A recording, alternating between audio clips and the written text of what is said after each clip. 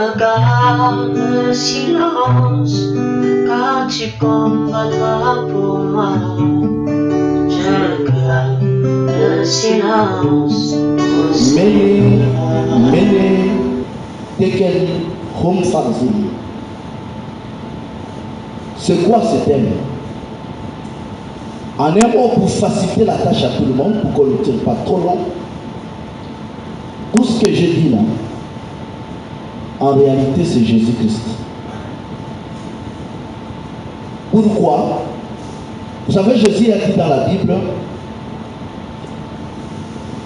vous sondez les Écritures, croyant trouver en elles la vie, sachez que les Écritures témoignent de moi.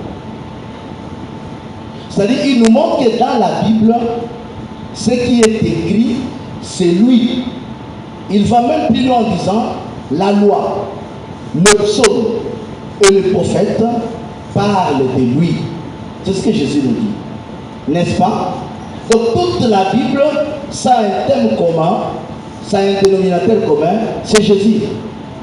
Il va encore plus loin, il dit, dans les rouleaux du livre, il est question de moi. Moi, c'est qui? Jésus-Christ. Le fait que notre thème est tiré dans le livre de Daniel, chapitre 5, cela veut dire c'est le Seigneur. Maintenant, il faut que nous prouvons pourquoi Menemen était quelqu'un Farzim, c'est Jésus-Christ. Nous allons prendre Daniel chapitre 5. Daniel chapitre 5. Chapitre 5. Daniel chapitre 5. Oui. À partir du verset 25. Oui. Daniel chapitre 5. Daniel chapitre 5. Non, à partir du verset 1er. À partir du verset 1er. Nous allons lire mot à mot. Le roi Belshazzar donna un grand festin assez grand. Au nombre de 1000. Et il but du vin en leur présence. Belshazzar, quand il eut goûté le vin, il fit apporter les vases d'or. Et d'argent que son père Nebuchadnezzar avait enlevé du temple de Jérusalem. Afin que le roi et ses grands, ses femmes et ses concubines s'en servissent pour boire. Alors on apporta les vases d'or qui avaient été enlevés du temple. Les butins de guerre que Nebuchadnezzar avait pris du temple, ils ont apporté ça dans la fête. Oui. Alors on apporta les vases d'or qui avaient été enlevés du temple de la maison de Dieu à Jérusalem. Et le roi et ses grands, ses femmes et ses concubines s'en servirent pour boire. Ils burent du vin et ils louèrent les dieux d'or. Ils ont commencé à louer les dieux d'or, d'argent, de boire sur les vases de Dieu. Ils burent du vin et ils louaient le Dieu d'or, d'argent, d'airain, de fer, de bois et de pierre. En ce moment, apparurent les doigts d'une main d'homme et ils écrivirent en face du chandelier sur le chaud de la muraille du palais royal. Le roi vit cette extrémité de la main qui écrivait. Alors le roi changea de couleur. Le roi a vu maintenant un doigt en train d'écrire. Alors le roi changea de couleur. Et ses pensées le troublèrent. Les jointures de ses reins se relâchèrent. Et ses genoux se heurtèrent l'un contre l'autre. Le roi cria avec force. Qu'on fit venir les astrologues. Qu'on puisse faire venir les astrologues. Les chaldéens. Et les devins. Et le roi prit la parole et dit aux sages de Babylone. Sages de Babylone. Quiconque lira cette écriture et m'en donnera l'explication sera revêtu de pourpre. Portera un collier d'or à son cou et aura la 3e place dans le gouvernement du royaume. Tous les sages du roi entrèrent, mais ils ne purent pas lire l'écriture et en donner au roi l'explication. Tous les sages du roi entrèrent, mais ils ne purent pas lire l'écriture et en donner l'explication. Sur quoi le roi Belchassar fut très effrayé et il changea de couleur et ses grands furent consternés.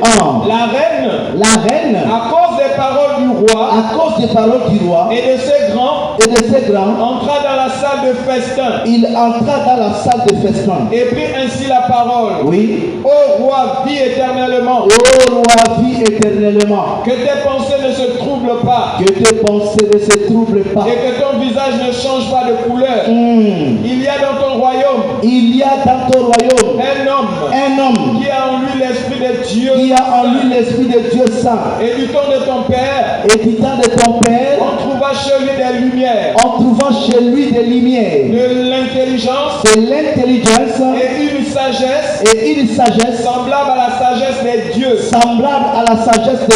Aussi le roi Nebuchadnezzar ton père,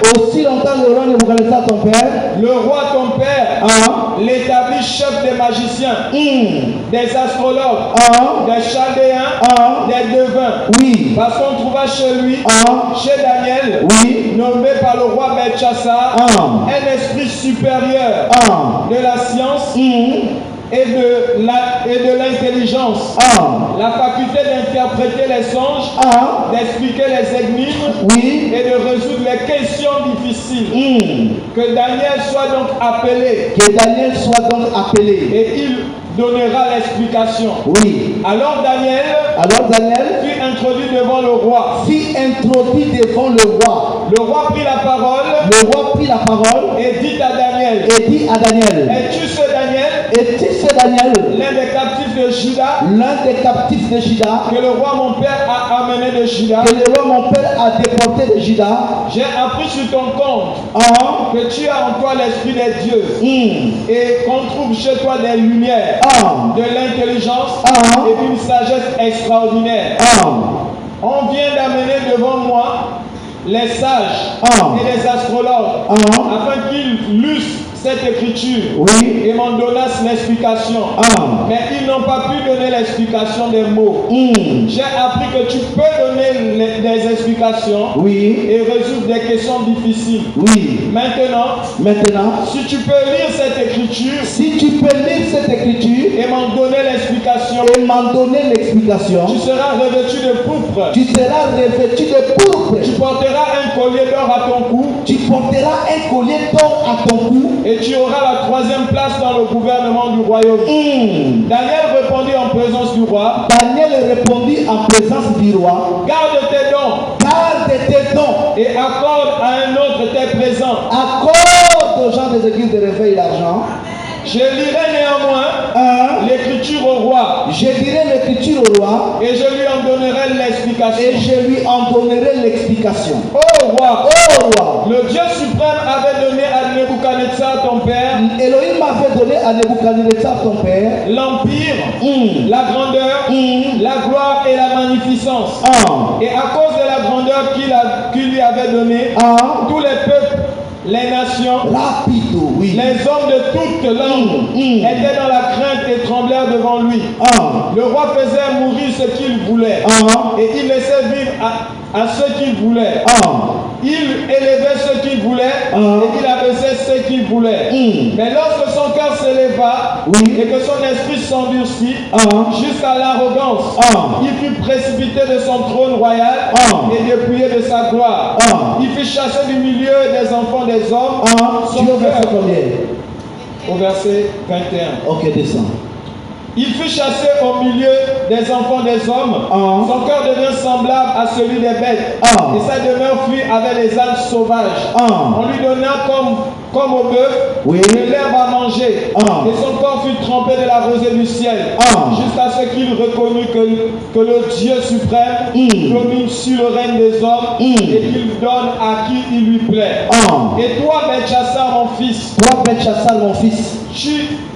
Toi, Belchassar, son fils. Toi, Belchassar, son fils. Tu n'as pas humilié ton cœur. Tu n'as pas humilié ton cœur. Quoique tu suces toutes ces choses. Ah. Tu t'es élevé contre le Seigneur des cieux. Tu t'es élevé contre le Seigneur des cieux. Les vases de sa maison. Les vases de sa maison ont été apportés devant toi. Ont été apportés devant toi. Et vous vous êtes servis. Et vous vous êtes servis. Et vous vous en êtes servis pour boire du vin. Toi et tes grands, tes femmes, tes concubines. Tu as loué les dieux d'argent, d'or, d'airain, de fer, de bois et de pierre, qui ne voient point, qui n'entendent point et qui ne savent rien. Et tu n'as pas glorifié le Dieu qui a mis dans sa main un souffle et toutes ses voix. C'est pourquoi il a envoyé cette extrémité de main qui a tracé cette écriture. Voici l'écriture qui a été tracée. Comptez, comptez. Comptez, comptez. Pesez et divisez. Pesez et divisez. Et voici l'explication de ces mots. Et voici l'explication de ces mots. Comptez. Comptez. Dieu a compté ton règne. Dieu a compté ton règne. Et il y a mis fin. Et il y a mis fin. Pesez. Pesez. Tu as été pesé dans la balance. Tu as été pesé dans la balance. Et tu as été trouvé léger. Tu as été trouvé léger. Divisé. Divisé. Ton royaume sera divisé. Ton royaume sera divisé. Et donné aux Mèdes et aux Perses. Et donné aux Mèdes et aux Perses. Aussitôt Belchassar donna des ordres et l'on revêtit Daniel de pourpre. On lui mit au cou un collier d'or et on publia qu'il aurait la troisième place dans le gouvernement du royaume. Cette même nuit, Belchassar, roi des Chaldéens, fut tué. Et Darius le Mède s'empara du royaume, étant âgé de 62 ans. Est-ce qu'on peut acclamer maintenant pour la parole?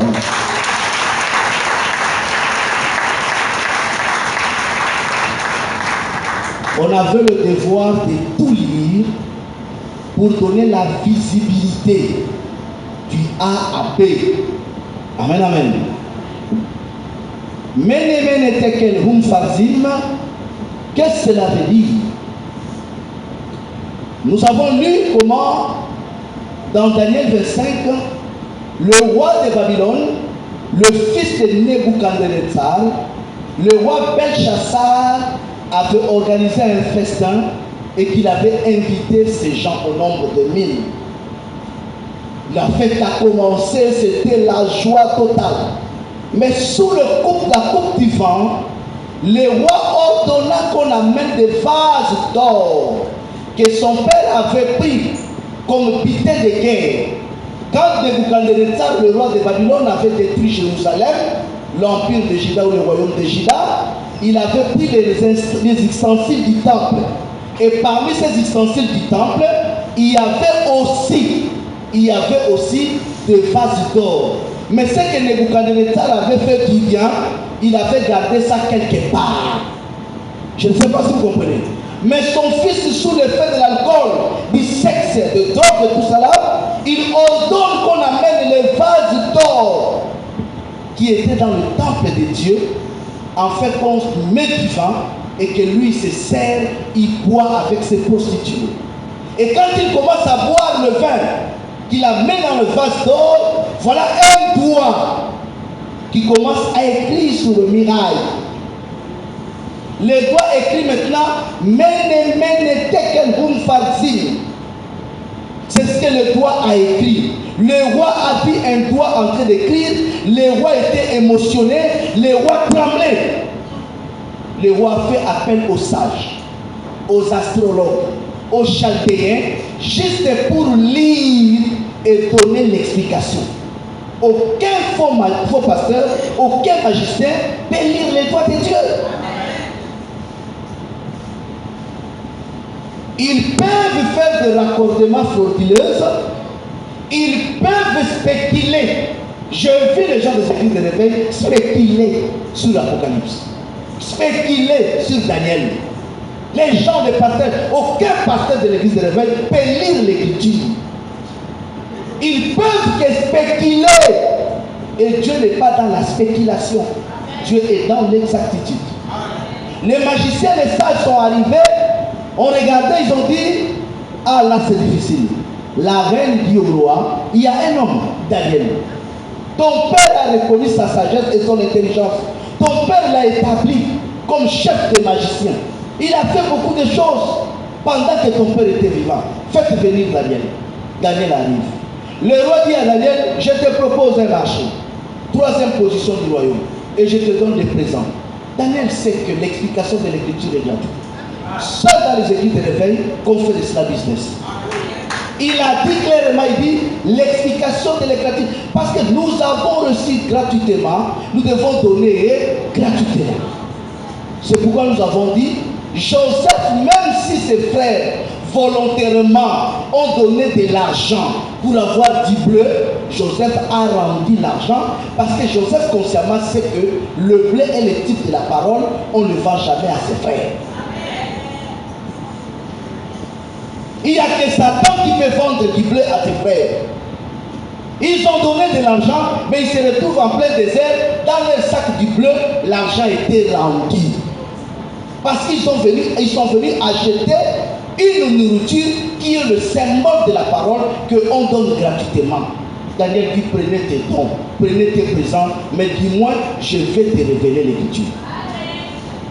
Daniel lit maintenant, il dit, l'écriture c'est mene tekel hum farzim, qui veut dire compter 2 fois, compter 2 fois, diviser, peser plutôt, peser et après diviser. C'est ce que l'écriture veut dire. Mene, compter, tekel, peser, hum farzim, diviser. Voilà ce que l'écriture montre. Maintenant, l'explication c'est quoi? Daniel dit, compter, Dieu a compté ton règne et il a mis fin. Peser, Dieu t'a pesé dans sa balance. Tu es léger. Et diviser, Dieu divise ton royaume et il le donne aux Mèdes et aux Perses. Et aujourd'hui même, Daniel lui montre que le fer du royaume est là. Et le soir même, Belchassar est mort. Est-ce que quelqu'un comprend? On fait quand même pour le Seigneur.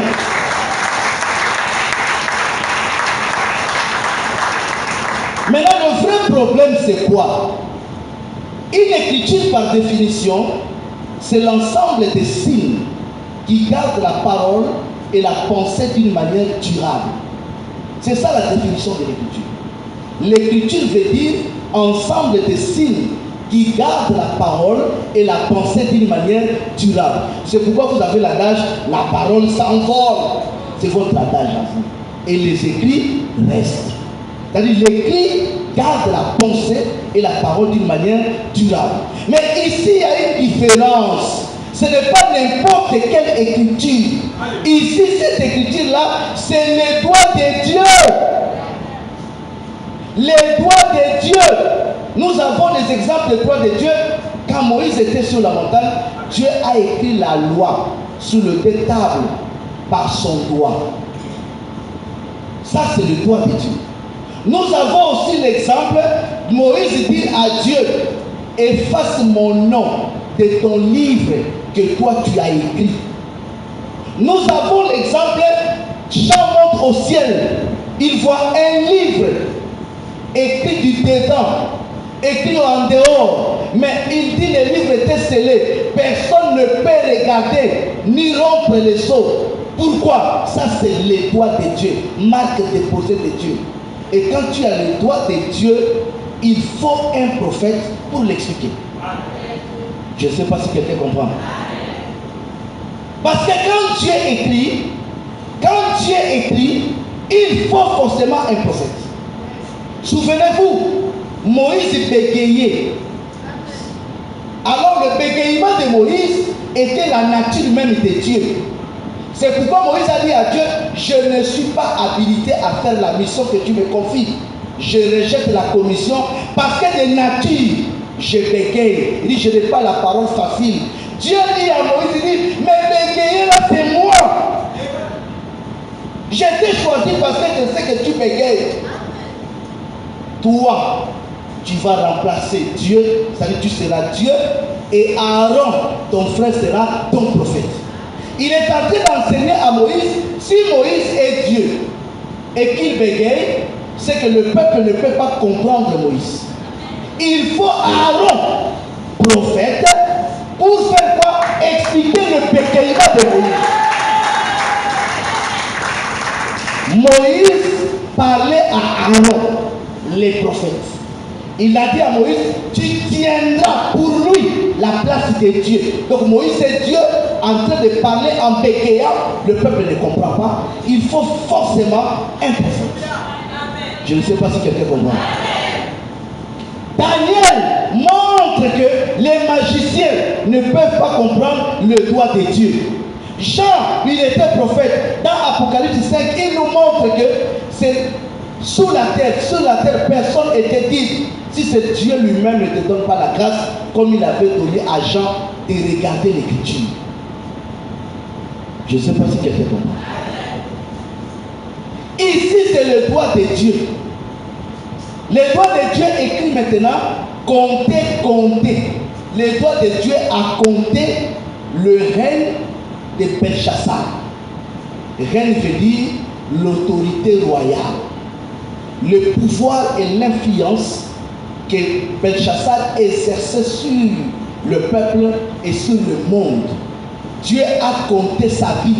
Il a compté l'autorité royale. Il a compté le royaume de Belchassar. Il a compté Belchassar lui-même. Et à la fin, Ménémé ne compris pas. Il a mis fin à son règne. Ménémé veut dire Dieu compte. Quand il compte l'autorité de Belchassar, l'autorité royale, l'influence et le pouvoir qu'il exerce, la puissance du royaume, et il décide maintenant de mettre fin. Dieu, par l'écriture, il révèle à Daniel, c'est la fin de ton règne. Frère, ce n'est pas la première fois que Dieu met fin au règne d'une personne. Nous avons ce qu'on appelle une jurisprudence. Il avait mis fin au règne de Saül. Ce n'est pas la première fois. Il avait mis fin au règne de Saül. Et quand il avait mis fin au règne de Saül, vous avez remarqué, il avait transmis la royauté à une autre personne mieux que Saül. C'était qui? Est-ce qu'on peut acclamer pour le Seigneur?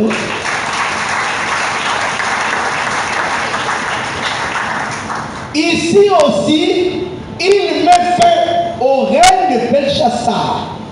Il met fin à la domination de Babylone pour les transmettre à quelqu'un. Remarquez très bien, à Babylone, il y avait coutume. Quand la reine est entrée, il dit, oh roi, vis éternellement. N'est-ce pas? Si vous lisez Daniel, tous les chapitres, vous allez remarquer, ça se répéta plusieurs fois. Quand on se présente devant le roi, longue vie au roi. Oh roi, vis éternellement. Le souhait du peuple, c'est que le roi vit éternellement. Pourquoi? Parce que les royaumes d'avant n'étaient pas comme des républiques d'aujourd'hui. Les crédits de Barack Obama, quand il était au Sénégal, qu'est-ce qu'il avait dit avec le président africain? Il dit, nous voulons une Afrique, l'Afrique forte, mais il dit, fort au niveau pas d'un homme fort, mais des institutions fortes. Mais à l'ancien temps, ce n'est pas des institutions fortes, c'était d'abord quoi? L'homme fort.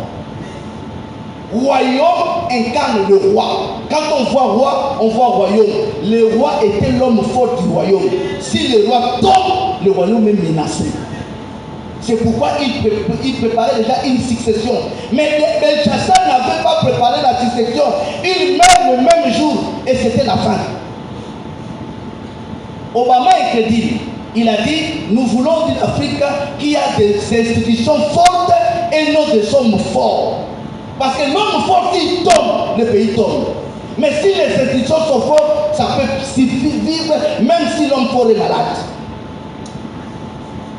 Je ne sais pas si quelqu'un comprend. Mais le royaume, c'est l'homme fort, c'est le roi. Donc, Dieu avait mis fin au règne de Saül pour le donner à une autre personne. Dieu va mettre fin au règne de Belchassar pour le donner à une autre personne.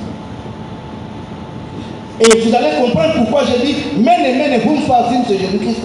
parce que c'est lui qui doit prendre ses règnes. Nous allons comprendre après, mais nous ne coulons pas.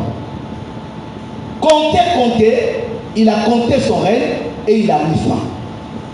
Peser, il prend Belchassar, il lui pose dans sa balance.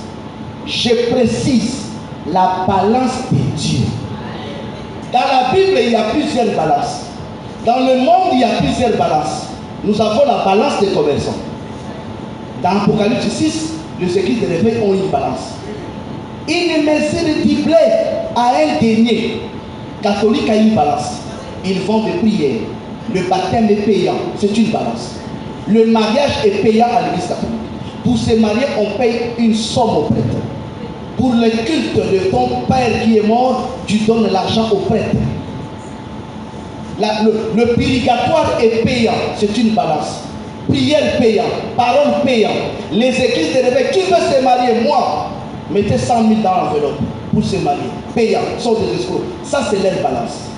Mais la balance ici, quand je dis j'ai pesé, il n'a pas pesé dans Belchassar sur la balance des commerçants. Il a fait monter Belchassar sur sa balance à lui. La balance de Dieu, c'est Dieu lui-même, c'est la parole. La balance de Dieu, c'est la parole. C'est Dieu lui-même, c'est la parole. Et qu'est-ce que Dieu fait monter sur la balance? Il fait monter le jeu de l'homme. Écoutez la prière de Anne, une bonne femme. 1 Samuel 2, 3. Chapitre 2, verset 3. Et le verset 3. 1 Samuel chapitre 2, à partir du verset 3. À partir du verset même premier. Anne pria et dit: mon cœur se réjouit en l'Éternel, ma force, et a été relevé par l'Éternel, ma bouche s'est ouverte contre mes ennemis, car je me réjouis de ton secours. Au verset 3, ne parle plus avec tant de hauteur. Non, va doucement, oui. On recommence. 1 Samuel chapitre 2, à partir du premier verset. Anne pria et dit, mon cœur se réjouit en l'Éternel. Mon cœur se réjouit à l'Éternel. Ma force a été relevée par l'Éternel. Ma bouche s'est ouverte contre mes ennemis, car je me réjouis de ton secours. Nul n'est saint comme l'Éternel. Il n'y a point d'autre Dieu que toi. Il n'y a point de rocher comme notre Dieu. Ne parlez plus avec tant de hauteur. Que l'arrogance ne sorte plus de votre bouche. Car l'Éternel est un Dieu qui sait tout. Et par lui sont pesées toutes les actions. Par lui. Il est juste. Lui-même, il est la balance parce que c'est lui la justice. Par lui sont pesées quoi? Toutes les actions. Donc les actions de Belchassar, si c'était à l'église catholique, il allait être canonisé. Si c'était à l'église de réveil, on devait donner à Daniel une chaise ici, devant, parce qu'il allait construire l'église. En ce moment, nous avons besoin de l'argent. La pluie tombe. Hier, je suis allé, j'ai regardé la fosse pleine d'eau. Je regarde comme je dis, il nous faut des moyens. Si on avait Belchassar là, chèque. Et on lui cherchait une place au milieu là. Mais ce n'est pas la balance des commerçants. Ça, c'est la balance de Dieu. On pèse, on monte sur la parole. Dieu juge les actions. La Bible dit Dieu amènera au jugement les actions secrètes des hommes. Ce n'est pas ce qu'on fait. Si j'ai des reproches au frère, ce n'est pas ce que dit, c'est justifié ici. Dieu voit tout. Les actions secrètes, on n'a pas besoin. Notre vie, ce n'est pas la vie publique. Ce n'est pas ce qu'on montre. Tout ce que je suis en train de faire là, c'est la vie publique. Je ne serai pas jugé en fonction de ça. Je serai jugé en fonction de ce que j'ai fait là où personne ne me voit. Je ne sais pas si quelqu'un comprend. Frère, monter Daniel Belshazzar sur la balance de la parole. Fini l'écriture, recommence la partie du verset 3. 1 Samuel, oui. Chapitre 2, dès le verset 3. La Bible dit, au verset 3, ne parlez plus avec tant de hauteur, que l'arrogance ne sorte plus de votre bouche, car l'Éternel est un Dieu qui sait tout. Qui sait tout. Et par lui sont pesées, toutes les actions. Il sait tout. Je dis, on ne ment pas. Il y a des gens qui mentent même dans leur prière. Il prie, ne dit pas Dieu. Il cherche de quelle manière dire à Dieu certaines choses. Dieu, je suis quelqu'un de bon. Dis à Dieu ce que tu es. Il sait tout. Il sait tout. Et par lui, il pesait toutes les actions. Maintenant, quand il a pesé Daniel, je dis au Belshazzar, la balance. La balance, Daniel monte sur la balance, on lui trouve comment? Merci. Léger. Balance, il y a deux poids.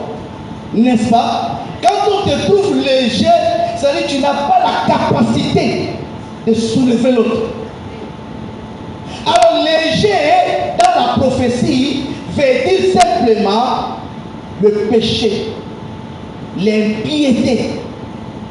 Un homme impie, un homme adultère, un homme pécheur, aux yeux de Dieu, est un homme léger. Job 24, 14 à 18. Job, chapitre 24, dès le verset 14. Job 24, à partir du verset 14e, la Bible dit, l'assassin se lève au point du jour, tue le pauvre et l'indigent. S'il vous plaît, le petit braqueur, l'assassin, c'est un homme qui n'est pas bien. Il tue les gens. On a tué un Chinois à Québec, au marché d'Akébé. Il arrive à 6 h du matin. Il ouvre son magasin. Le braqueur arrive. Il n'a pas l'argent. On le coupe là, au marché d'Akébé. Les matins, les gens viennent comme ça pleurer. Ça, les gens remontaient 2 ou 3 ans. C'était choquant. À cause d'un téléphone, tu tues quelqu'un. L'assassin. Mais tous ces gens, si vous prenez l'assassin, vous lui mettez dans la balance de Dieu, il est léger. Descend. L'assassin, ce n'est pas seulement le petit braqueur. Je préfère le petit braqueur. Le pasteur est plus assassin que le braqueur. Le prêtre est plus assassin que le braqueur. Le braqueur tue la chair. Le pasteur tue l'âme. Entre celui qui tue la chair et celui qui tue l'âme, le plus dangereux, c'est celui qui attaque l'âme. Jésus dit, craignez celui qui attaque l'âme à la place de celui qui attaque la chair. Là où je suis là, un musulman peut entrer, ou bien un extrémiste peut entrer. Allah Wakuba, il me coupe la tête. Je parle au paradis.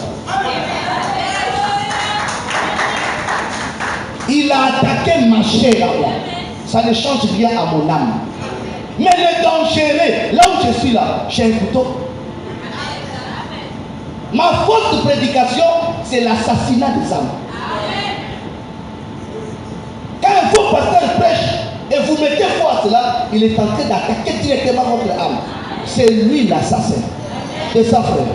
L'assassin se lève au point du jour, tue le pauvre et l'indigent, et il dort pendant la nuit. Au verset 18. Oui. Et quoi?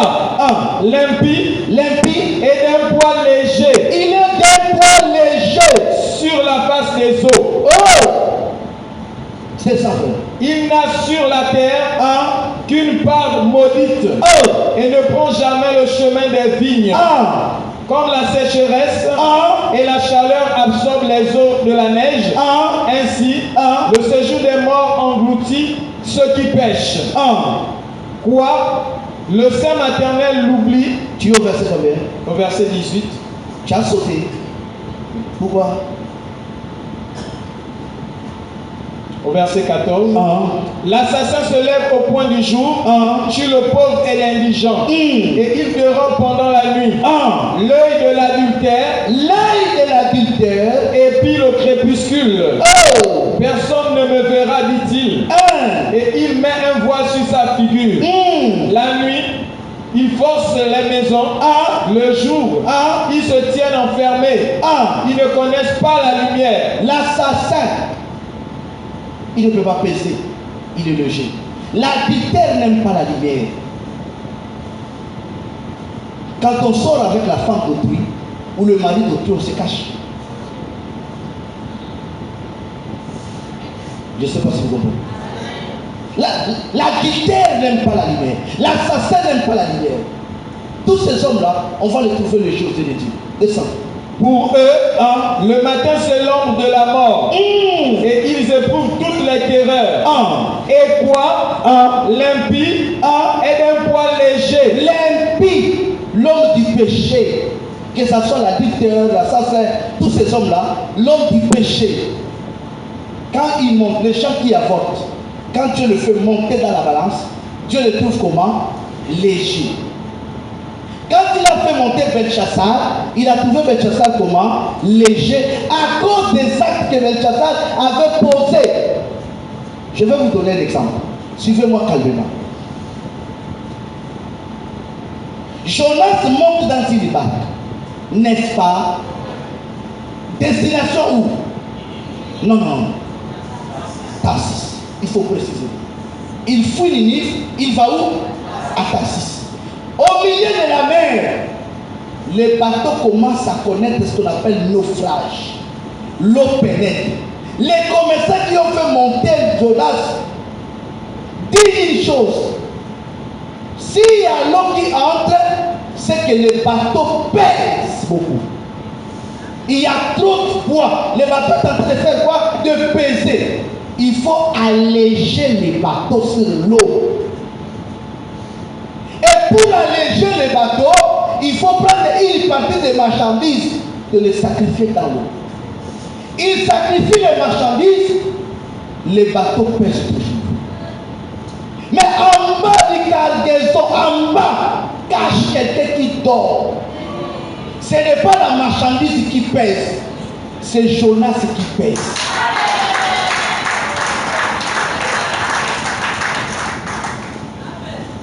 Jonas il dit, moi je suis prophète.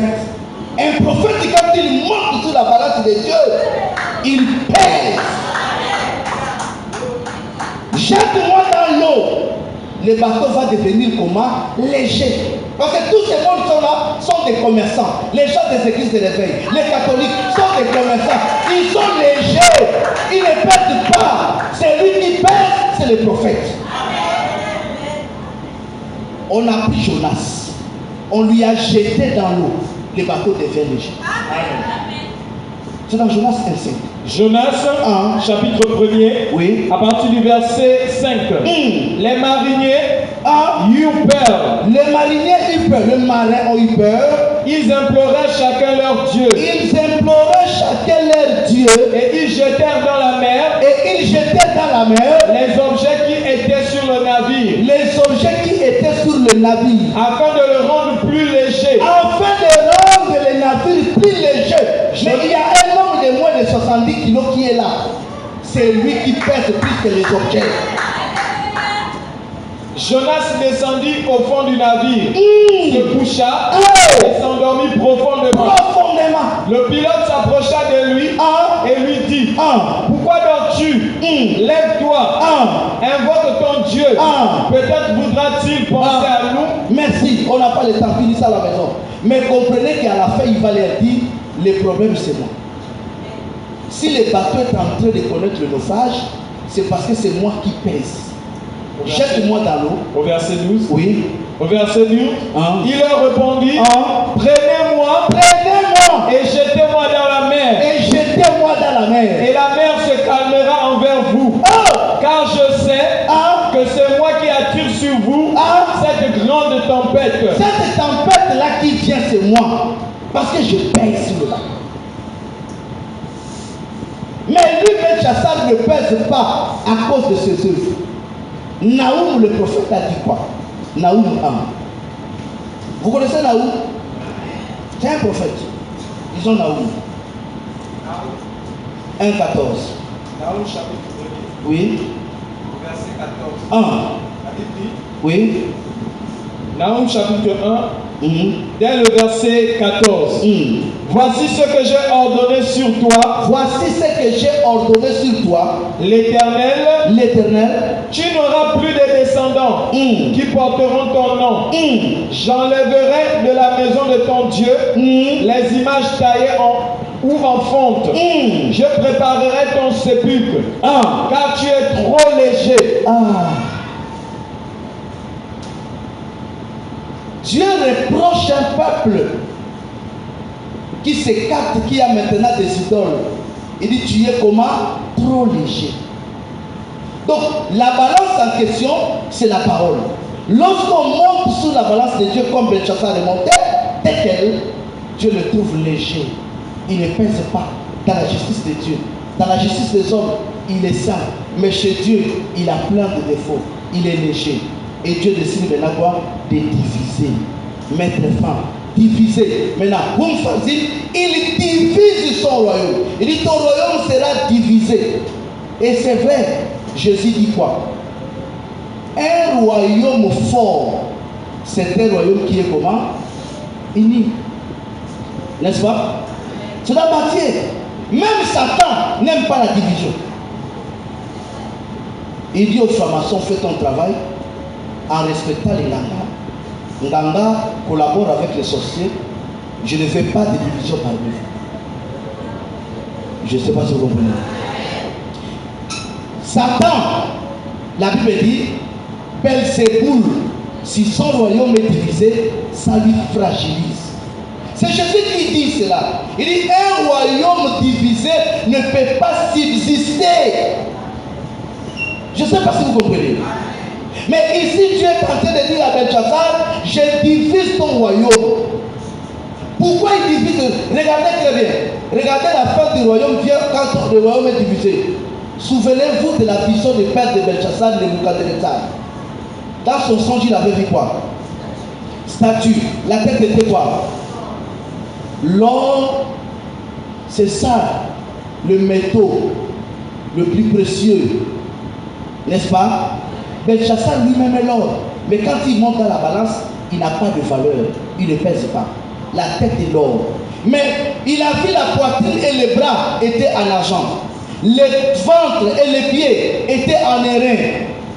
Et au niveau des orteils, au niveau du pied, pardon, le ventre et les bras étaient en airain. Les pieds, on nous dit, c'était en fer. Mais une partie, c'était mélangé fer et quoi? L'argile. La Bible dit, une pierre qui a quitté le ciel sans l'appui d'aucune main va venir toucher la partie mélangée, là où le fer et l'argile étaient mélangés. Le royaume s'est divisé. L'argile et le fer ne peuvent pas se mélanger. C'est pour nous montrer, même Israël qui était divisé après la mort de Salomon, Ézéchiel a dit il faut la réunification. Maintenant ici, Dieu est en train de dire à Belchassar, c'est la fin de ton règne. J'ai mis fin à ton règne. Parce que je t'ai pesé sur la balance, tu ne pèses pas, tu es léger. Et je divise ton royaume. Voilà, mene tekel hum fazim. Ce que cela veut dire, compter, compter, peser et diviser. Maintenant, quel est le message caché derrière? Je vous ai dit que tout ça là, c'est un homme, c'est Jésus-Christ. Notre jurisprudence, quand Dieu avait mis fin au règne de Saül, il avait transmis la royauté à qui? À David. Quand il met fin au règne de Belchassar et de Babylone, il transmet à Darius. Mais le problème, ce n'est pas Darius. Le problème, c'est que dans tous les royaumes, il y avait un souhait que le roi vive éternellement. Dieu doit transmettre maintenant le royaume à quelqu'un qui vit éternellement. Dieu doit avoir un royaume éternel. Et le seul royaume éternel, le seul roi éternel, c'est Jésus-Christ.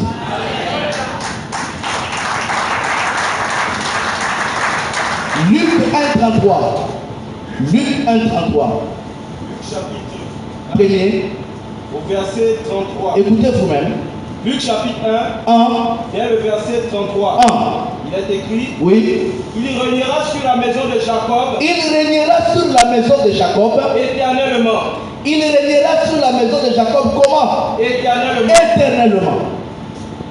Son règne n'a pas de fin. Alors, le règne de tous les rois ont un début et une fin. Donc, dans Daniel 5, si j'amène cela comme thème aujourd'hui, c'est pour vous révéler quelque chose.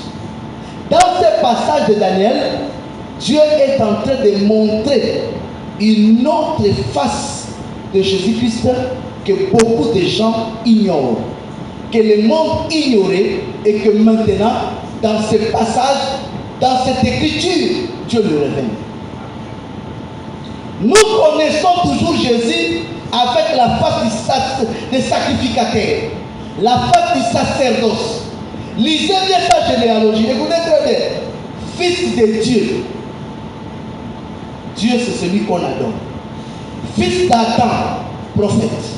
Fils de Seth, prophète. Fils de Seth, prophète.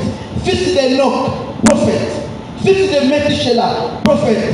Fils de Noé, prophète. Fils d'Abraham, prophète. Fils d'Isaac, prophète. Fils de Jacob, prophète. Fils de Judas, prophète.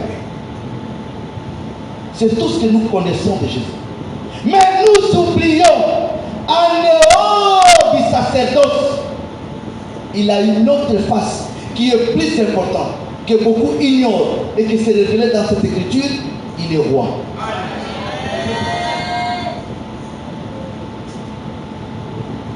Jésus est roi.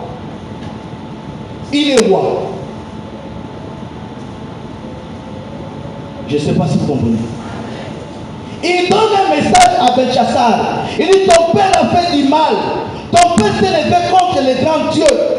Ton père a fait ceci. Toi aussi tu fais la même chose. Je mets fin à ton règne. C'est un message clé. Car seul Jésus qui a le règne éternel. Remarquez très bien. Il est roi pourquoi? Dans sa généalogie, la généalogie de Jésus, avant qu'on cite ses ancêtres, généalogie veut dire étude des ascendants et des descendants. C'est ce que généalogie veut dire. Quand la Bible parle de généalogie de Jésus-Christ, c'est-à-dire ses ascendants et ses descendants, cite d'abord deux grands majeurs ancêtres de Jésus-Christ, David et Abraham. Ce n'est pas par plaisir. Avant de citer tout le monde, on dit Jésus-Christ, fils de David et fils d'Abraham. Point. On commence maintenant à citer les autres. Pourquoi le deux? L'un représente la face sacerdoce, Abraham.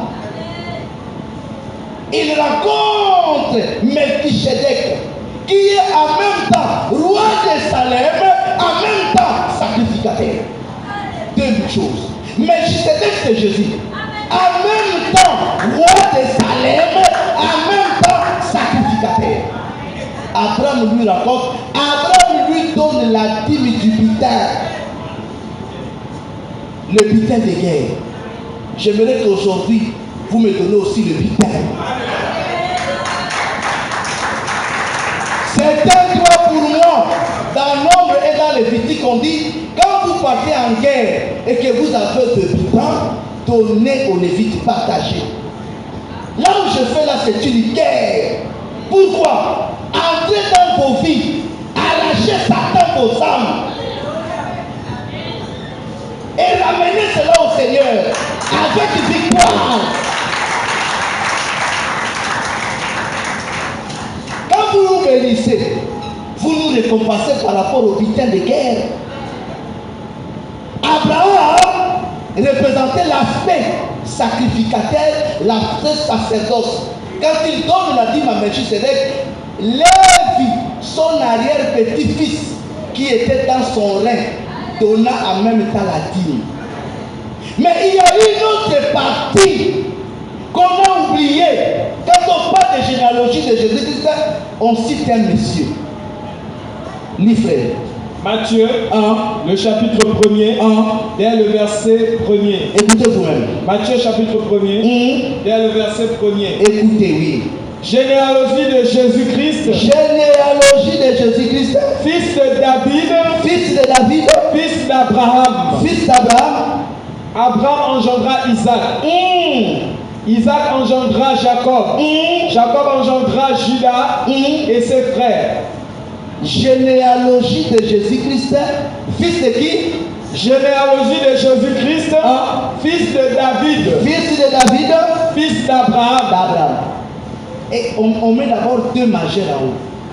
Avant de commencer à citer Abraham, engendra Isaac, jusqu'à Jésus, on vous dit d'abord, il est fils de ces deux.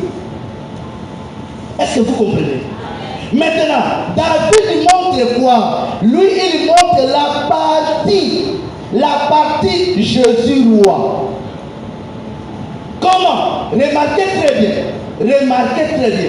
David est des tribus de Juda, fils de Jacob. Quand Jacob a béni prophétiquement ses enfants, Jacob était prophète. Il a béni ses 12 enfants. Mais quand le Juda arrive, un de ses fils, Juda arrive devant lui, Jacob regarde Juda, il dit à Juda, tu es un roi qui revient du carnage. En collant à Juda le titre du roi, il fait de Juda un lion plutôt, le titre du lion, il fait de Juda un roi. Quand Jacob regarde son propre fils, il dit à Juda, tu es un lion qui revient du carnage. Genèse. Oui. Genèse 49, à partir du verset 9. Judas est un jeune lion.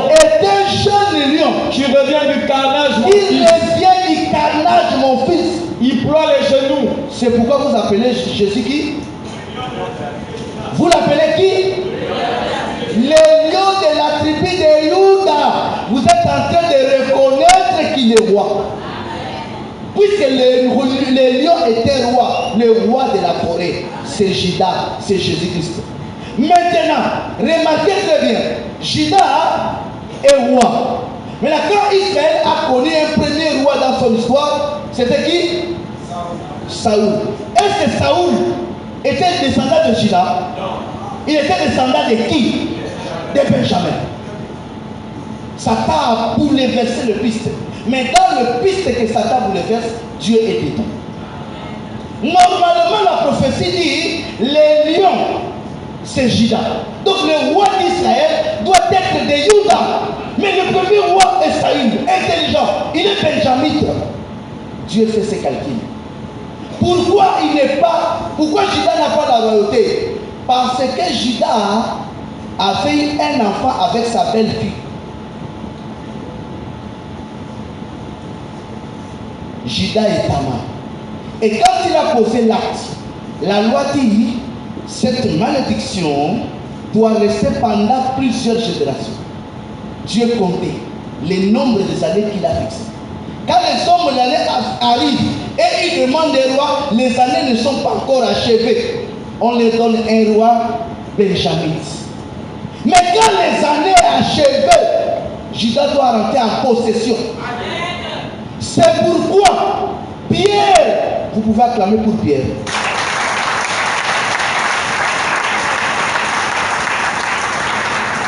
Plein du Saint-Esprit, il dit à ses frères, les enfants d'Israël, il dit, Moïse vous a dit, l'Éternel votre Dieu suscitera d'entre vos frères un prophète comme moi. Vous l'écouterez dans tout ce qu'il vous dira. Quiconque n'écoutera pas ces prophètes sera exterminé. Pierre dit, ces prophètes que je vous annonce, Pierre dit, c'est Jésus-Christ. Et Pierre va plus loin. Il dit, tous les prophètes qui ont prophétisé, depuis qui? Il cite bien, depuis Samuel, ont annoncé ces jours-là. C'est-à-dire, ont annoncé la venue de qui? Je vous lance un défi. Montrez-moi une place dans la Bible. Samuel a pris le micro où la parole dit, Dieu va envoyer un Jésus. Non. Mais Pierre confirme que Samuel est le premier prophète après Moïse a annoncé la venue de Jésus. Mais comment est-ce qu'il a annoncé la venue de Jésus? Le fait d'arracher la royauté à Benjamin, les remettre à Juda.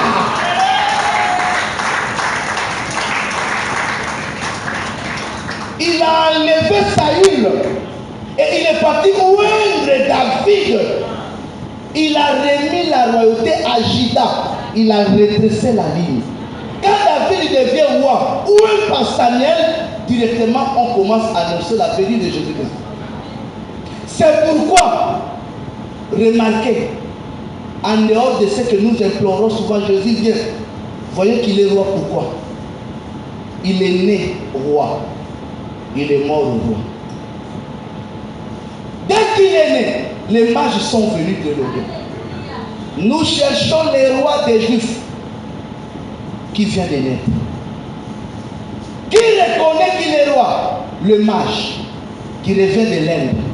Les jours qui rend l'âme, c'est un Romain, Pilate, qui met sur la croix, au-dessus de la croix, l'inscription. Il écrit en 3 langues. C'est dangereux. Un politicien ne fait pas des choses au hasard. Pilate est un fin politicien. Il sait comment plaire au peuple. Il savait que Jésus était innocent. On lui a tout demandé, il a accordé. Même la grâce d'un meurtrier, mais tuer l'innocent, il a accepté, on a tué l'innocent. Mais une seule demande qu'on a fait à Pilate, il a refusé, c'est de changer l'inscription. On a demandé à Pilate de tuer l'innocent, il a accepté. On a demandé à Pilate de mettre une grosse pierre devant la tombe pour empêcher la faute de direction que Jésus annonçait pendant sa vie, pendant qu'il était vivant. Pilate a cédé, tracteur, pierre, bon. On a demandé à Pilate de détacher l'escadron de la police, de dormir devant la tombe. Pilate a signé, les Romains passaient des nuits dehors pour empêcher que Jésus sorte. Mais une petite demande qu'on lui a fait, qu'il a refusé, c'est quoi? On lui a dit, change l'inscription que tu as mise sur la croix. L'inscription c'était quoi? Celui-ci est le roi des Juifs. Pilate refuse. On lui fait deuxième demande de ne pas changer, de modifier l'introduction. Au lieu de dire celui-ci est le roi des Juifs, ajouter, il a dit.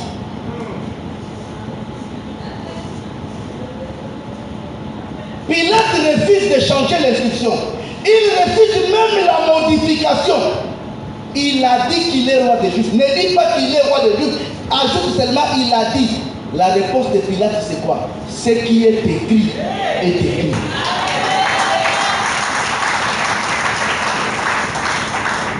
Il est en train de confirmer avec énergie que si vous ignorez qu'il est roi, les Gabonais croient qu'il est roi.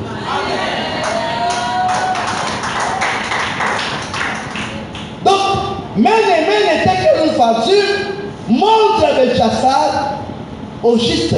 Vous êtes le roi du monde. Au juste, vous dominez le monde. Mais Dieu a un roi. Le Christ, le Messie, c'est lui le véritable roi. J'aimerais que nous acclamions encore pour lui. Bravo Seigneur.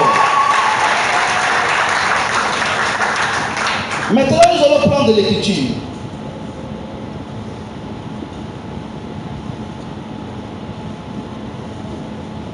Recommençons Daniel, chapitre 5.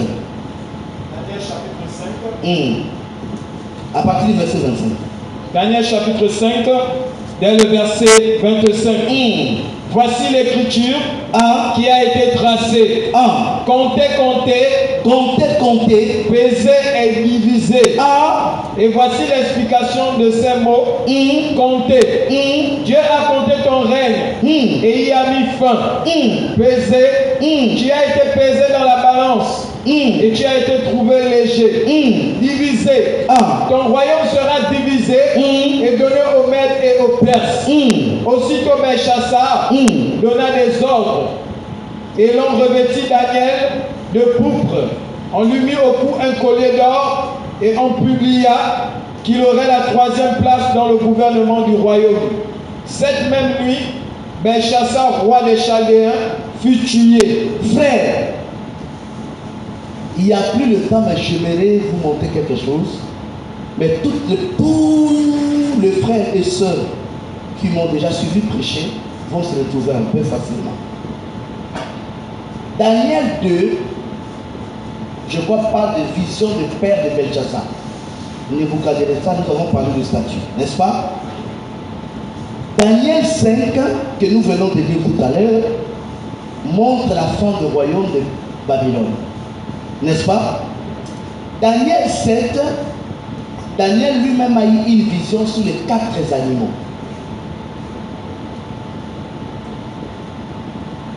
Si on fait un parallélisme entre ces 3 passages, je peux ajouter même 4 Daniel 9, si on fait d'abord le parallélisme entre les 3 passages, on comprend ce que le prophète est en train de dire.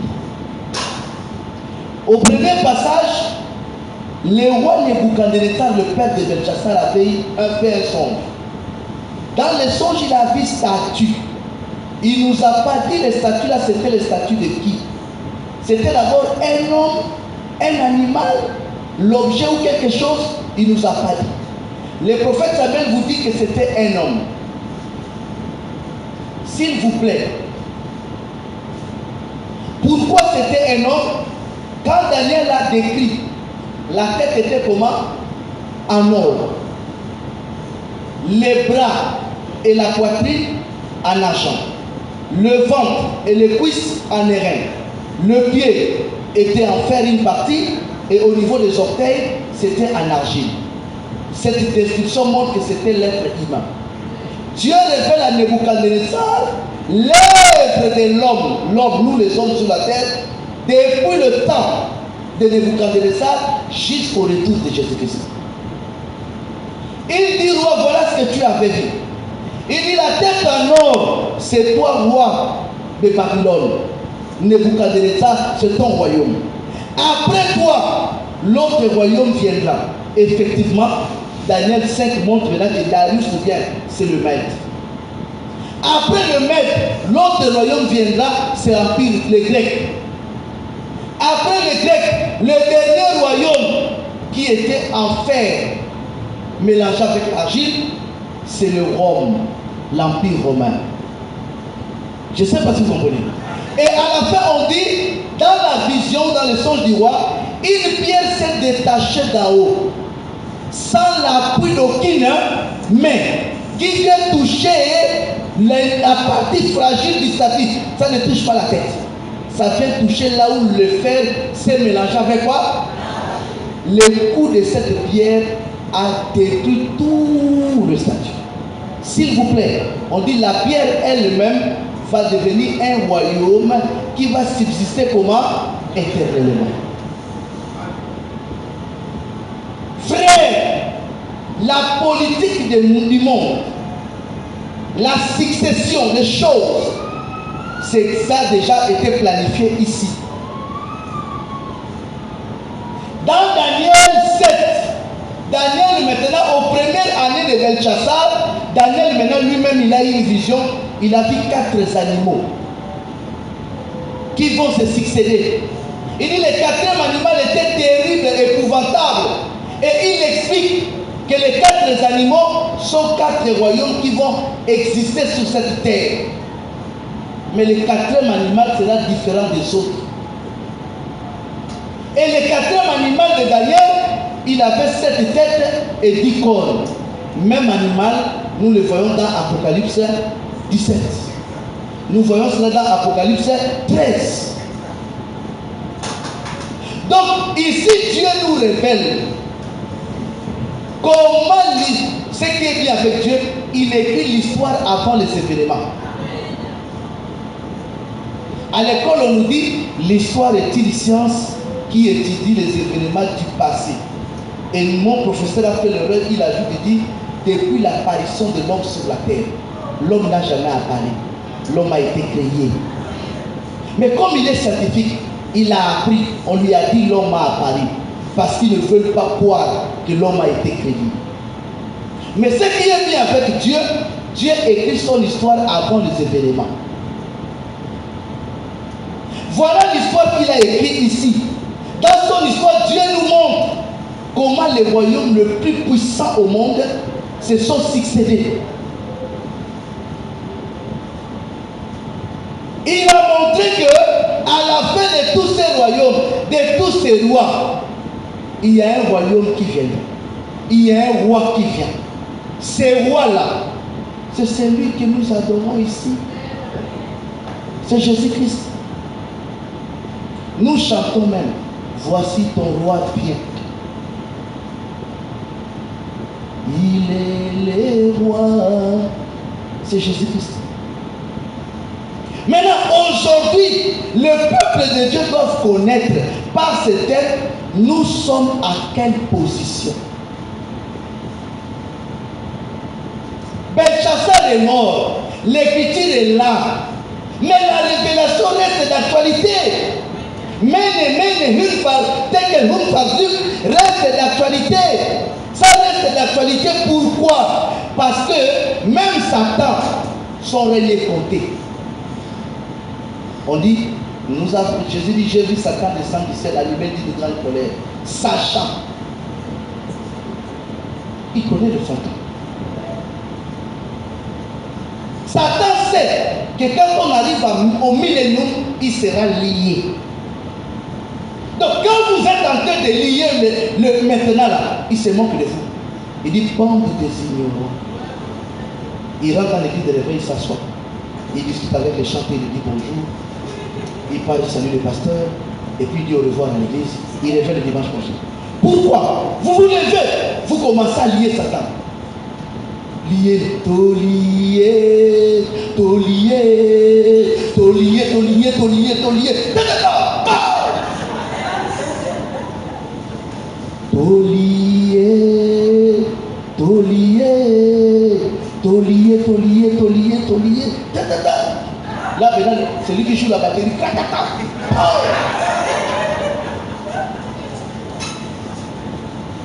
Satan regarde et dit, c'est des ignorants. C'est le lien que Satan connaît. C'est au millénium. On dit Satan sera lié. Si vous liez Satan maintenant, vous êtes des ignorants. En ce moment, les démons ne tuent pas. Les démons, on ne bombarde pas. Les démons les chassent. Les démons, on les chasse. On les chasse. On chasse les démons. Vous devez connaître tous ces plans. Satan lui-même, on dit qu'il lui reste peu de temps. Donc dans le peu de temps qu'il lui reste, il a un calendrier, ce qu'il doit faire pendant le peu de temps. Satan sait ce qu'il doit faire. Nous aussi, nous devons savoir ce que Dieu fait aujourd'hui. Nous sommes au 4e royaume.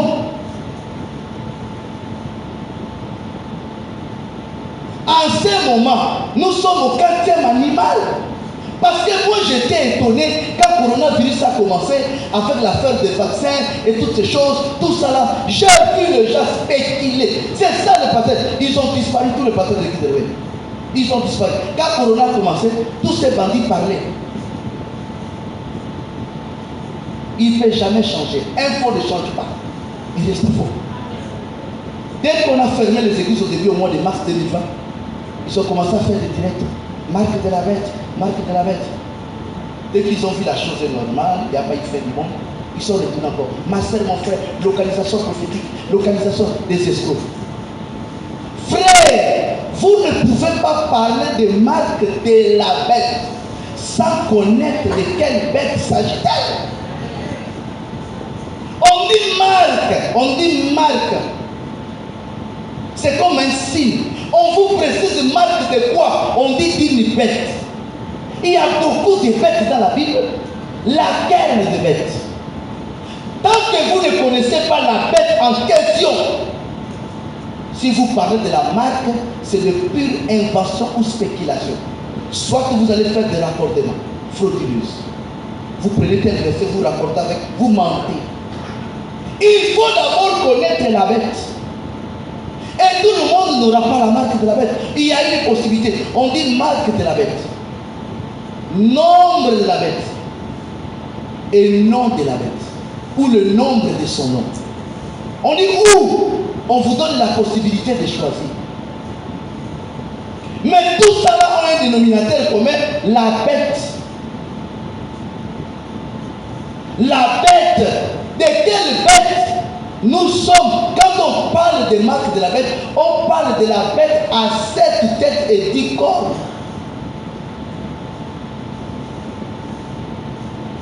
Alors, l'antichrist est une bête. La bête elle-même est un 8e roi. C'est pourquoi nous parlons de tekel mène une fraction. Ou mène tekel une fraction. La bête lui-même était un 8e roi. On dit antichrist. Quand il y a antichrist, c'est l'opposé de Christ. Cela veut dire, si l'antichrist lui-même, dans Apocalypse 17, est un roi, cela veut dire le Christ aussi est comment? Roi.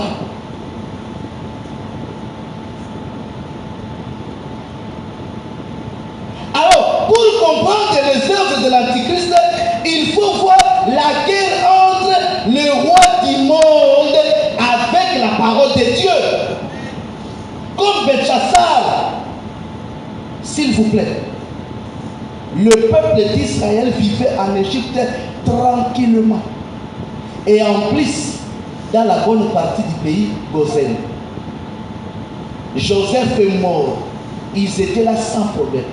Mais la Bible dit dans Exode 1:8, il s'élevait en Égypte cette période un pharaon qui ne connaissait pas. Joseph était l'ombre de Christ. Joseph égale à Jésus-Christ dans l'ombre. Regardez sa vie. Vendu par ses frères. Jésus aussi était trahi par les Juifs. Quand il était vendu par ses frères, on l'a mis dans un trou. Jésus aussi, on l'a mis dans la tombe, le trou. Quand Joseph est sorti du trou, il est parti s'asseoir à la droite de Pharaon. Nul ne peut voir Pharaon sans passer par Joseph. Quand Jésus est sorti de la tombe, il est monté, il est parti s'asseoir à la droite de Dieu. Nul ne peut voir Dieu sans passer par lui. Quand Joseph sortait chaque matin en Égypte, on dit tout genou fléchissait. Et quand Jésus sort aujourd'hui, on dit tout genou fléchira. Donc Joseph était l'ombre de Christ. Mais en Égypte, il y a eu un homme politique, un pharaon, on dit qui ne connaissait pas Joseph. Quand les pharaons qui ne connaissent pas Joseph arrivent, la première des choses qu'il fait, il commence à oppresser, à maltraiter le peuple de Dieu. Quand il commence à maltraiter le peuple de Dieu, il annonce à ce peuple le début de l'exode. L'enlèvement de l'église est lié d'abord aussi à la venue de l'esprit de l'antichrist. L'anti-Joseph est synonyme de l'antichrist. En Égypte, l'Égypte représente le monde. Vivaient paisiblement les enfants de Dieu. Tout d'un coup, un bon matin, des politiciens s'élèvent. Ils commencent à mettre des lois. Et ces lois étaient contre les enfants d'Israël. Maltraiter les enfants d'Israël. C'était déjà le signe annonciateur de l'exode. Nous aussi, nous attendons notre exode. L'exode de l'église, c'est l'enlèvement. Nous quitterons l'Égypte, le monde, pour aller au paradis. Nous quitterons l'Égypte, le monde, pour aller au souper de noces. Mais avant que l'exode arrive, il faut la présence de l'esprit de l'anti-Joseph.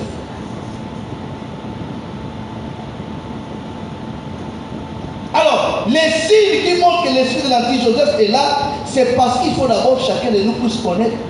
Nous sommes en ce moment au temps du 4e bête ou 4e bête. 40e bête, il y a 4 dans Daniel 7. Lisons Daniel 7. Daniel, chapitre 7, oui. À partir du verset 1er. Daniel chapitre 7, dès le verset 1er. La première année de Belchassar, roi de Babylone, Daniel eut un songe et des visions dans son esprit pendant qu'il était sur sa couche. Ensuite, il écrivit le songe et raconta les principales choses. Daniel commença et dit, « Je regardais pendant ma vision nocturne, et voici, les 4 vents des cieux firent irruption sur la grande mer, et 4 grands animaux sortis de la mer, différents l'un de l'autre. Le premier était semblable à un lion et avait des ailes d'aigle. Et je regardais jusqu'au moment où ses ailes furent arrachées. Il fut enlevé de terre et mis debout sur ses pieds comme un homme. Et un cœur d'homme lui fut donné. Et voici, un second animal était semblable à un ours et se tenait sur un côté. Il avait 3 côtes dans la gueule, entre les dents, et on lui disait, « Lève-toi, mange beaucoup de chair. » Après cela, je regardais et voici, un autre était semblable à un léopard et avait sur le dos 4 ailes, comme un oiseau. Cet animal avait 4 têtes et la domination lui fut donnée. Après cela, je regardais pendant mes visions nocturnes et voici, il y avait un 4e animal, terrible, épouvantable et extraordinairement fort. Il avait de grandes dents de fer. Il mangeait, brisait et foulait aux pieds ce qui restait. Il était différent de tous les animaux précédents et il avait 10 cornes.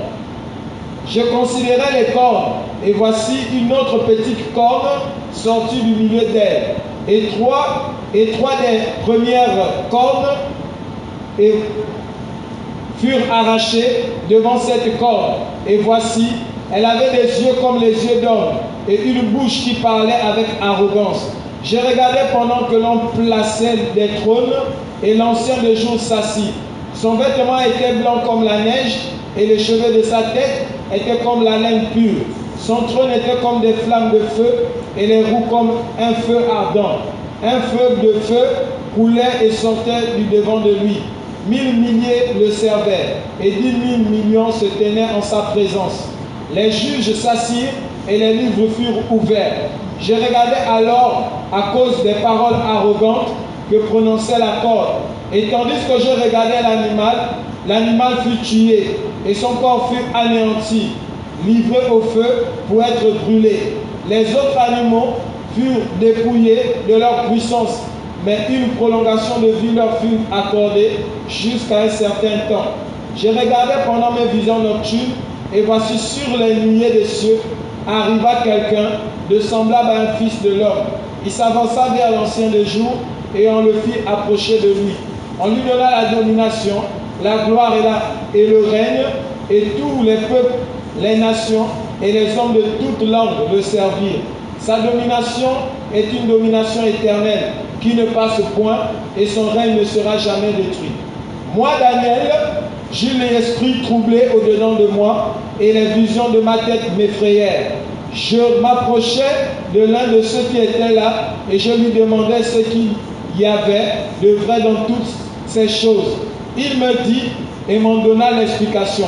Ces 4 grands animaux, ce sont 4 rois qui se lèveront de la terre. Ces 4 grands animaux, ce sont 4 rois qui se lèveront de la terre. Mais les saints du Question, vous intellectuels, et vous êtes dans la foi. Vous êtes intellectuels et vous venez à l'église. On vous dit 4 rois qui se lèveront de la terre. Il faut chercher où sont ces rois. Ils se sont déjà levés. C'est ça le preuve de votre intelligence. La prophétie, Daniel est prophète. On lui dit, Daniel dit, c'est l'ancien du jour. C'est l'ange puissant qui me donne la révélation.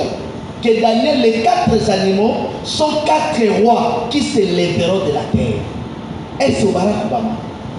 Est-ce que c'est Joe Biden? Est-ce que c'est Donald Trump? Est-ce que c'est Poutine? Est-ce que c'est qui? Ils se lèveront. Première question. Est-ce que ces 4 rois se sont déjà levés, tous les 4, ou combien se sont déjà levés? Il reste quel roi? Descend. Mais les saints du Très-Haut recevront le royaume et ils posséderont le royaume éternellement. Les saints du Très-Haut, mais c'est vous. Ils vont recevoir le royaume. Ils vont posséder un royaume éternel. Les royaumes de ces 4 rois-là, ce sont des royaumes qui prennent fin souvent. Mais le dernier royaume que nous attendons, c'est le royaume éternel. Et qui est le roi de ce royaume? C'est Jésus-Christ. Descend. Au verset 19. Ensuite, je désirais savoir la vérité. Je désirais savoir la vérité sur le quatrième animal. Sur le quatrième animal. Qui était différent de tous les autres. Qui était différent de tous les autres. Extrêmement terrible. Extrêmement terrible. Qui avait les dents de fer et des ongles d'airain. Qui mangeait, brisait et foulait aux pieds ce qui restait. Et sur les 10 cornes qu'il avait. Et sur les 10 cornes qu'il avait à la tête, et sur l'autre qui était sortie, et devant laquelle 3 étaient tombés, sur cette corne qui avait des yeux, une bouche parlant avec arrogance, et une plus grande apparence que les autres. J'ai vu cette corne faire la guerre aux saints et l'emporter sur eux, jusqu'au moment où l'ancien des jours vint donner le droit au sein du Très-Haut. Et le temps arriva où les saints furent en possession du royaume. Il me parla ainsi. Le quatrième animal. Le quatrième animal. C'est un quatrième royaume. C'est un quatrième royaume. Qui existera sur la terre. Non, le français est simple. Qui existera sur la terre. Mais il faut ouvrir vos yeux. Faites la rébellion de votre âme. Révoltez-vous. Devenez intelligent quand même. On vous dit qui existera sur la terre. Révoltez-vous. Vous ne voulez pas se révolter. Révoltez-vous. Tout ce qu'il faut pour que vous vous révoltez là. On vous dit c'est quatrième animal, c'est quatrième royaume qui existera sur la terre. Il faut comprendre ces choses. S'il faut quitter une église de réveil, quittez. Tant que le pasteur ne vous explique pas si ce royaume a déjà existé, allez dire au revoir au pasteur. Il faut connaître ces choses. Ça doit exister sur la terre. Descends, frère. Il me parlait ainsi. Le quatrième animal, c'est un quatrième royaume qui existera sur la terre, différent de tous les royaumes, et qui dévorera toute la terre, la foulera et la brisera. Les 10 cornes, ce sont 10 rois qui s'élèveront de ce royaume. Un autre s'élèvera après eux. Il sera différent des premiers, et il abaissera 3 rois. Il prononcera des paroles contre le Très-Haut. Il opprimera les saints du Très-Haut, et il espérera changer le temps. Il espérera changer le temps. Et la loi. Et la loi. Et les saints. Quelle loi? Loi des dieux. Les hommes vont se marier entre eux. Tout ce qui est loi de Dieu, il va espérer changer. Au verset 25, il prononcera des paroles contre le Très-Haut. Il opprimera les saints du Très-Haut, et il espérera changer le temps et la loi. Et les saints seront livrés entre ses mains pendant un temps, des temps et la moitié d'un temps. Puis viendra le jugement, et on lui ôtera sa domination, qui sera détruite et anéantie pour jamais. Merci. Les choses commencent à s'éclaircir. Dès que Menemene que nous faisons, compter, Dieu dit à Daniel, à Belchassar, j'ai compté ton règne et je n'ai faim. Mais le règne de Daniel commence, de Belchassar commence quand? Daniel il dit dans Daniel 7, il dit, la première année du règne de Belchassar, moi Daniel j'ai eu une vision. Dès que Belchassar devient roi, aux premières années, Dieu dit j'ai compté. C'est Dieu qui dit ici, il a compté. Ça c'est compter. Dès que Belchassar devient roi, Daniel déjà a eu la vision. Dans la vision de Daniel, on lui montre 4 animaux. Là, l'écriture n'existait pas encore. Là, Menemene n'existait pas. Première année seulement de Belchassar, Daniel a la vision. Il dit dans la vision qu'il a vu 4 animaux. Les 4 animaux que Daniel voit, on lui révèle ce sont 4 rois, qui veut dire 4 royaumes qui vont se succéder sur la terre, qui s'élèveront. Mais le quatrième animal, le quatrième roi, était différent des autres. Il avait 10 cornes et 7 têtes. Il avait l'arrogance. Il a graissé le sang. Il a fait oppresser le sang. Il a dérangé Israël. Et c'est l'Antichrist. Nous sommes au temps du quatrième animal. Nous sommes au temps du quatrième animal. Nous sommes au temps du quatrième royaume. C'est le dernier aussi. Après lui, il n'y a pas cinquième. Il n'y a pas cinquième royaume. Il n'y a que 4. Babylone, Mèdes-Perse, les Grecs et l'Empire romain. Quelqu'un va dire ici, là dans la salle. À l'an 476, avec l'invasion des barbares, on nous a dit à l'école c'était le déclin, la chute de l'Empire romain. Sur quelle base ce monsieur prophète dit nous sommes au 4e royaume, alors Rome n'existait pas. Daniel vous dit, Jean vous dit dans l'Apocalypse, que l'animal que vous voyez du 4e royaume, l'animal fut blessé. Quand l'école vous dit que l'an 476, c'est la chute de l'Empire romain par l'invasion des barbares.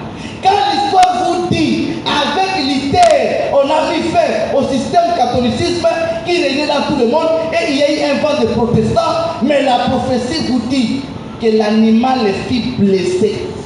Les gens croyaient qu'il est mort. C'est des ignorants qui croient que l'Empire romain est mort.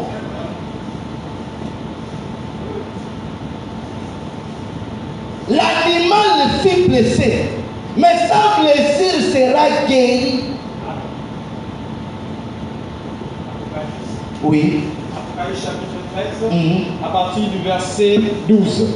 Elle exerçait toute l'autorité de la première prêtre en sa présence. Et elle faisait que toute la terre et ses habitants adorèrent la première bête dont la blessure mortelle avait été guérie. La bête sera blessée, mais la bête ne sera pas morte. Je ne sais pas si quelqu'un comprend. Frère, ma soeur, tout ce que nous vivons aujourd'hui, tout ce qui se passe sur la terre, dans la prophétie biblique, cela a été déjà programmé.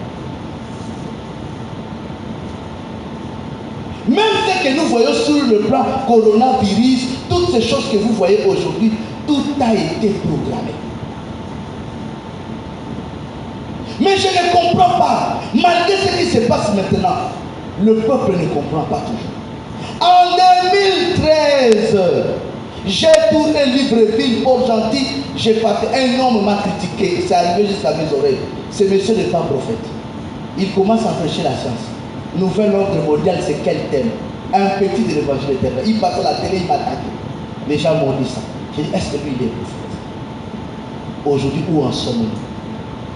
Je vous ai dit, on ne peut pas entrer dans le nouvel ordre mondial si vous ne semez pas d'abord un chaos. Le nouvel ordre mondial est précédé par des problèmes transnationaux. J'ai cité le problème transnational en 2013.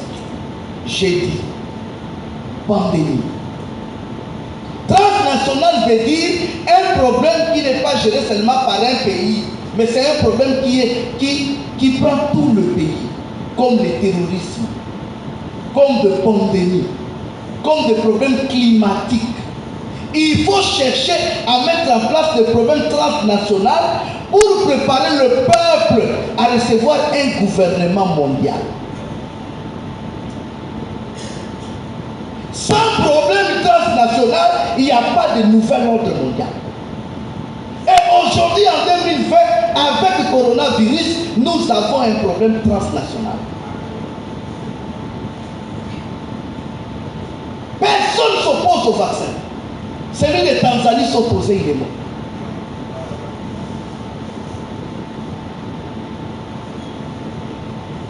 Lui est parti. Tout le monde se maîtrise. Il faut un problème transnational. Ce n'est pas une question du Gabon, c'est une question du monde entier. La solution ne peut pas sortir d'un pays. La solution sort quelque part. Et cela sera imposé. L'Antichrist est un dictateur. C'est pourquoi la Bible dit, même quand après l'enlèvement de l'Église, il va faire l'alliance avec les Juifs. Daniel 9 dit, il va faire l'alliance avec les Juifs. Une alliance de 1 an. Mais la moitié d'un temps, c'est-à-dire 3 ans et demi. Après 3 ans et demi, l'Antichrist ne va pas respecter l'alliance, il va entrer dans les lieux saints. C'est pourquoi la Bible dit, lorsque vous verrez l'abomination et la désolation dont Daniel a parlé s'introduire dans les lieux saints, que celui qui lise fasse attention. L'Antichrist va entrer dans les lieux saints. C'est pourquoi vous voyez quand Donald Trump s'agite, il faut que Jérusalem soit reconnue capitale d'Israël. Il faut que le temple soit reconstruit. Ça sera reconstruit. Ça sera reconnu. Parce que la prophétie parle du 3e temple. Ça sera construit. Ce n'est pas Donald Trump, c'est la prophétie. Et c'est dans ce temple-là que l'Antichrist va entrer et dire aux Juifs, adorez-moi. Les Juifs vont refuser. Et maintenant, ça va commencer la guerre au sein.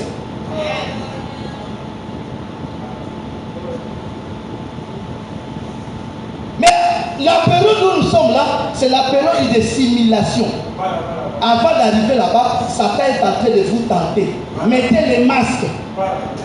Simulation. Si vous ne mettez pas, on vous arrête. Simulation. On sait là où on vous amène. Mais il faut d'abord vous essayer. Ballon d'essai.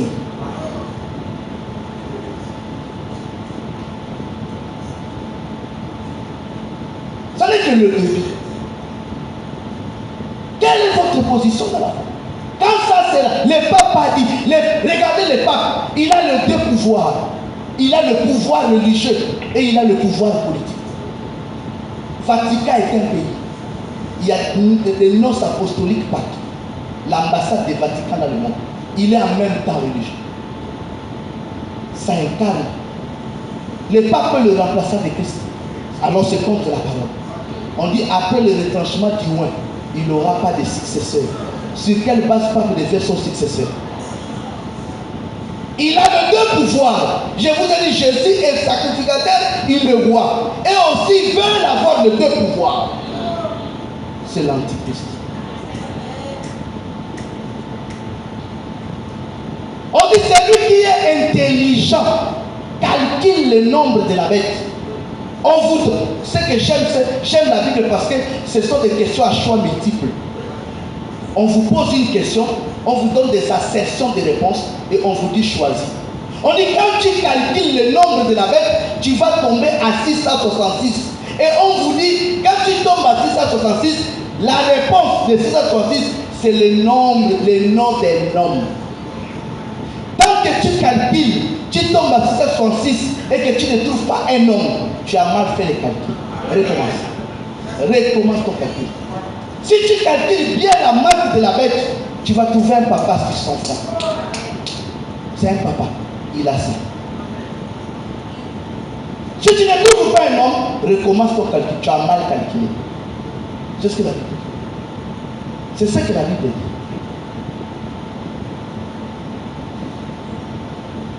dit. Frère, nous vivons les temps difficiles. Belchassar a touché le sacré. On ne touche pas le sacré. Quand Abimelech avait touché Abraham, Dieu a défendu. Toi aussi tu es le sacré. L'église est le sacré. Dieu dit, je suis l'Éternel. Cela est mon nom. Je ne donnerai jamais ma gloire à un homme, ni mon honneur aux idoles. Personne ne peut remplacer le Christ. Mais les mains n'étaient qu'elle boule facile, compter, peser et diviser. Tu peux aussi l'appliquer même dans ta propre vie. Si tu montes dans la balance de Dieu aujourd'hui, Dieu te trouve comment, mon frère? Si tu montes dans la balance de Dieu aujourd'hui, On nous a dit Dieu sait tout. Dieu sait tout. Dans la balance de l'église, quand tu pèses, dans la balance de la religion, tu pèses, dans la balance des hommes, tu pèses. Mais est-ce que dans la balance de Dieu, toi, tu pèses? Dieu sait tout. Lui-même est déjà la balance, la parole. Toi, mon fils, tu seras léger. Jonas a monté, la barque s'enfonçait parce qu'il pesait. Il était prophète. Il avait un message. Et toi, quand tu montes, les œuvres ne pèsent pas. Nous sommes au temps du quatrième animal. Le quatrième animal, selon le royaume, c'est Rome. C'est Rome. Quatrième animal, c'est Rome. C'est pourquoi dans Daniel 2, Daniel dit au roi Nebuchadnezzar, il dit le quatrième empire ou royaume, c'était en fer. Mais une partie était comment? En argile. Il dit, comme le fer ne se mélange pas avec l'argile, ce royaume était fragile. Mélange fer-argile, c'est quoi? C'est l'erreur que Rome avait commis. Rome était puissant au début. Mais quand Rome a mélangé la politique et la religion, ça l'a affaibli. Puisque la religion et la politique ne se mélangent pas. Je ne sais pas si quelqu'un comprend. Daniel dit, Daniel 7, Daniel lui-même dit, c'est le quatrième animal. Il a 10 cornes. Elle a 10 cornes. 10 cornes, la bête a 10 cornes. Et les 10 cornes là, ce sont des rois qui vont se lever sur la terre. Mais à la fin de tout, il y a une corne. Ça, c'est l'antichrist. Alors, les gens croient que nous tous, nous allons voir l'antichrist. On dit très bien, il y a l'antichrist et il y a l'esprit de l'antichrist. Même au temps de Paul, Paul a dit, l'esprit de l'antichrist est déjà dans le monde. L'esprit de l'antichrist, c'est pourquoi je parle de civilisation. Avant la venue du Christ, il faut un message précurseur. Jean était le précurseur de la première venue. Il a préparé la venue du Seigneur. Avant que le Seigneur apparaisse, il faut un message précurseur pour préparer sa seconde venue. De la même manière, l'antichrist aussi a besoin de précurseurs. Préparer le chemin pour lui. Préparer le chemin pour lui. Ils ont mis tout en œuvre. Je vous ai dit, ils ont mis tout en œuvre. Satan sait. Quand un bébé vient au monde, Satan sait que c'est une vase vide. Daniel ne peut pas prendre la vase d'or, buter de guerre et mettre du vin par plaisir. Satan sait quand un bébé naît, c'est une vase vide. Saint. Et je vous affirme, je le confirme aussi, un bébé qui vient aujourd'hui, nouveau-né, qui meurt, qui démarre, il n'ira pas en enfer. Pourquoi? Il a un seul péché. Le péché adamique. Le péché adamique, ce n'est pas que le bébé pêche. Le fait seulement d'avoir l'ombrine. L'ombrine là, c'est le synonyme du péché. L'ombrine. C'est ça, pour montrer que tu as le péché. Le péché de Jésus, que Jésus a enlevé sur la croix, c'est le péché de l'ombrine. Pourquoi? Parce que le seul homme sur la terre qui n'avait pas ça, c'est Adam et Ève. Adam et Ève sont nés sans nom. Ou bien, Adam et Ève sont venus au monde sans nombril, parce qu'ils n'étaient pas dans le ventre d'une femme. Mais tous qui sont nés après Adam, par l'ombril, nous sommes collés au péché adamique. En dehors de Christ qui est né par la volonté de la parole. Mes frères, Christ meurt sur la croix, il ôte ses péchés. Le bébé est vide. Maintenant, tous les restes, c'est nous qui le mettons. Satan profite. Il dit, envoyez-moi votre enfant à 5 ans. Nous, quand Satan nous demandait, on nous faisait un test. Il faut que maman attrape l'oreille. On nous fait comme ça. Moi, j'étais intelligent. Mais on m'a refusé à l'école plus de 5 fois. Quand je fais comme ça, ma main n'attrapait pas.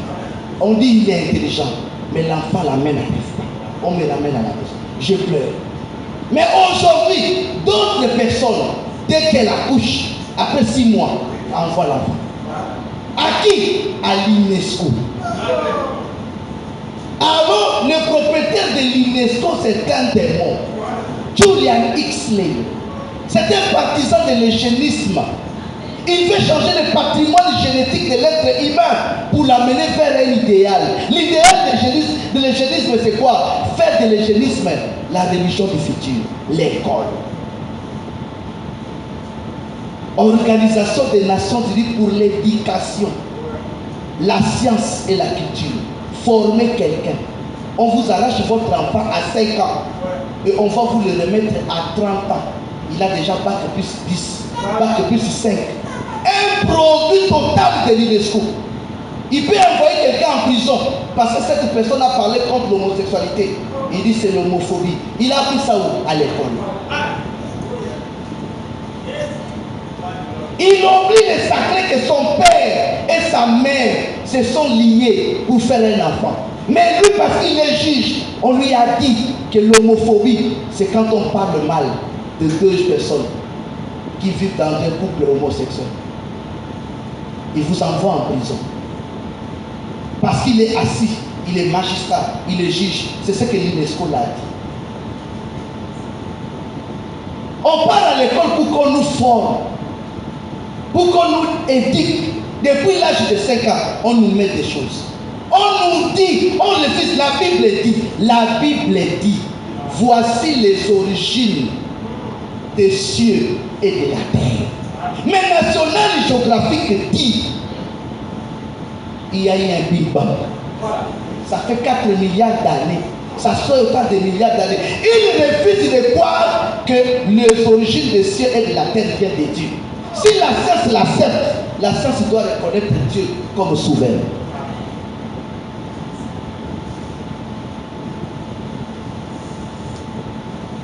Satan a tout mis en place. Ils ont tout mis en place. Nous avons dit qu'on doit se marier entre nous. Un frère qui prend une seule. Combien de personnes se sentent à l'aise d'aller dehors, de faire les désordres, prendre des femmes, tout. Pourquoi? Frère, le boussole d'un roi, boussole d'un enfant de Dieu, c'est la parole. Notre boussole, c'est la parole. Le roi, il s'appelle celui qui a persécuté Jésus. Hérode a fait besoin de la parole pour connaître où se trouve Jésus. Il a fait appel aux pharisiens, aux scribes. Ils ont interrogé l'écriture. On les a dit ça avec lui. C'est Hérode qui envoie les mages. Il dit c'est pas de Jérusalem, mais c'est à Bethléem. Allez-y prendre les informations. La boussole, c'était la parole. On l'a consulté. Mais la boussole aussi d'un enfant de Dieu, ce n'est pas le sentiment de ton cœur, c'est la parole. Dina est fils de Jacob. Sichem est païen. Il veut épouser Dina. Jacob et les enfants disent papa, tu veux voir notre soeur, tu veux l'épouser. Condition, il faut venir voir le prophète Samuel.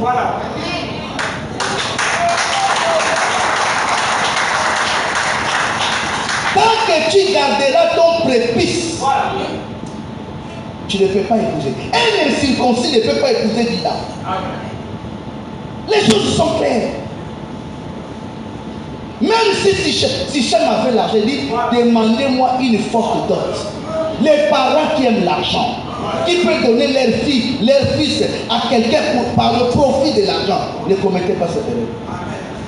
Dina dit j'ai l'argent, je peux prendre votre. Il dit demande-moi des millions, j'épouse votre fille. Ils ont dit nous, ce n'est pas l'argent qui nous intéresse, c'est ton prépuce.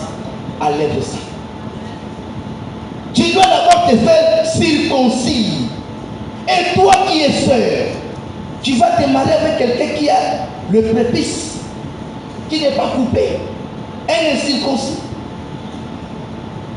Tu n'as pas parole comme boussole. Est-ce que quelqu'un comprend?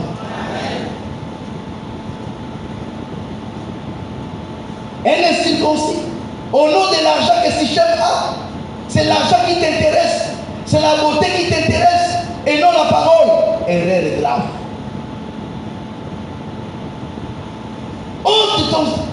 Ôte le prépuce, tu vas prendre notre sang. Frère, je ne peux pas chercher à vous retenir pour vous convaincre. 30 minutes, 1 heure de temps suffit pour un cours de bien entrer. Au-delà d'1 heure, ça va entrer. Le peu que j'ai dit doit être utile. Que Dieu vous bénisse.